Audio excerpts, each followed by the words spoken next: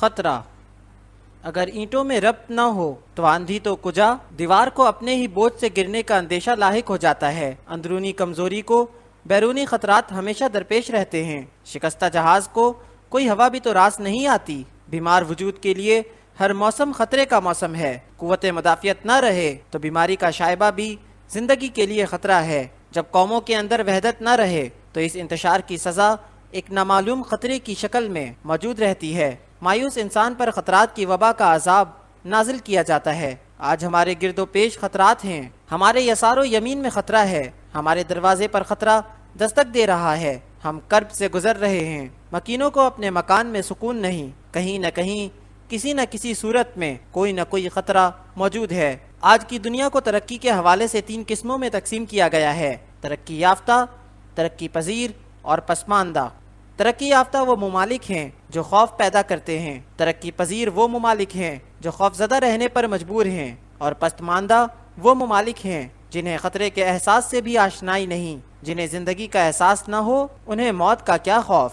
خوف اور خطرہ ترقی پذیر ممالک کے لیے ہے، ہم ترقی پذیر ہیں، ہم خوف میں ہیں۔ ہمارے مغرب میں ترقی یافتہ روس ہے جو خوف پیدا کرتا ہے۔ مشرق میں ایک ایسا ملک ہے جو ترقی پذیر ہونے کے باوجود ترقی یافتہ انداز رکھتا ہے۔ بھارت خود خوف میں ہے لیکن خوف پیدا کرتا ہے۔ ترقی کا دوسرا نام خوف پیدا کرنے کی صلاحیت ہے۔ بھارت کے پاس یہ صلاحیت ہے۔ اس کی نگاہ میں آج بھی یہ پاکستان خار بن کر کھٹکتا ہے۔ اس کی وجوہات کچھ بھی ہوں، نتیجہ یہ ہے کہ ہم خطرے میں ہیں۔ دوست کمزور ہو جائیں تو دشمن خود بخود طاقتور ہو جاتا ہے۔ اندرونی انتشار بیرونی یلغار کی راہ ہموار کرتا ہے۔ ہم ایک ایسے خطرے میں ہیں جو محسوس تو ہوتا ہے، معلوم نہیں ہوتا کہ یہ خطرہ کس چیز سے ہے۔ کیا ہم پر خدا نخواستہ کوئی نئی افتاد پڑنے والی ہے؟ کیا ہم اپنے اعمال کی عبرت کے خوف میں ہیں؟ کیا ہم اپنے رہنماؤں سے مایوس ہو چکے ہیں؟ کیا ہم گردش حالات کی زد میں آ چکے ہیں؟ کیا ہم سے زندگی کے عظیم مقاصد چھن چکے ہیں؟ کیا ہم اعتماد سے محروم ہو چکے ہیں؟ کیا ہمیں اپنے آپ پر بھی اعتماد نہیں؟ کیا ہمیں جان کا خطرہ ہے، ایمان کا خطرہ ہے، عزت کا خطرہ ہے، ملک کی سلامتی کا خطرہ ہے، ملی وحدت کا خطرہ ہے؟ کیا خطرہ ہمارے اندر ہے یا باہر ہے؟ کیا آسمان گرنے والا ہے؟ کیا زمین پھٹنے والی ہے؟ کیا انسان کے گناہوں کا بوجھ اتنا بڑھ چکا ہے کہ کسی عذاب کا نازل ہونا ناگزیر ہے؟ کیا ہماری تاریخ ختم ہونے والی ہے؟ کیا ہم ایک سطحی اور نقلی زندگی گزار رہے ہیں؟ کیا ہمارے افکار پریشان ہیں؟ کیا ہمارا کردار ختم ہو چکا ہے؟ کیا ہم سے حسن عمل چھن گیا ہے؟ کیا ہم دعاؤں کا آسرا بھول چکے ہیں؟ ہم قدم قدم پر خطرے میں ہیں۔ کیا ہمارا عمل بیان اور صرف بیان ہے؟ کیا ہم اپنے آپ کو دھوکہ دیتے ہیں؟ آخر ہم نے کیا کیا ہے کہ ہم خطرے میں ہیں؟ یہ سب سوال ہی سوال ہیں، اور خطرہ یہ ہے کہ جواب نہیں ہے۔ ہمارے پاس کوئی جواب نہیں۔ ہم پچھلے 40 سال سے یہ سوچ رہے ہیں کہ ہم نے یہ ملک کیوں بنایا۔ ہمیں اتنی سی بات سمجھ میں نہیں آتی کہ ہم نے یہ ملک حکمرانوں کے لیے بنایا ہے۔ یہ اللہ کا شکر ہے کہ اب حکمران ہم میں سے ہی ہیں۔ مزاج حکمرانوں کے مزاج نہیں دیکھا کرتے۔ دیکھنے والی بات صرف یہ ہے کہ محکوم کی حالت کیا ہے۔ محکوم اگر مسلسل مظلوم اور محروم ہو تو حکمران کے ایمان کا کیا تذکرہ۔ محکوم مظلوم ہو تو حکمران کو کیا کہتے ہیں۔ آج پاکستان میں الحمدللہ ہم سب مسلمان ہیں۔ چور کون ہے؟ ڈاکہ کس نے ڈالا؟ کس نے کس کی عزت کو تباہ کیا؟ مسلمان کے عظیم ملک میں کسی غریب پہ کیا بیتی؟ کون بتائے؟ کیا اللہ صرف طاقتور کا ساتھ دیتا ہے؟ کیا ہم لوگ ایک دوسرے کی پہچان سے محروم ہو گئے ہیں؟ کیا ہم کسی عاقبت کے قائل نہیں رہے؟ ہم کروڑوں انسان سارے کے سارے تنہا افراتفری، ایک دوسرے پر الزام تراشی، ایک دوسرے کے ساتھ ناانصافی، وعدہ شکنی، مطلب پرستی، ہوس پرستی، زر پرستی، منصب پرستی اور ظاہر پرستی۔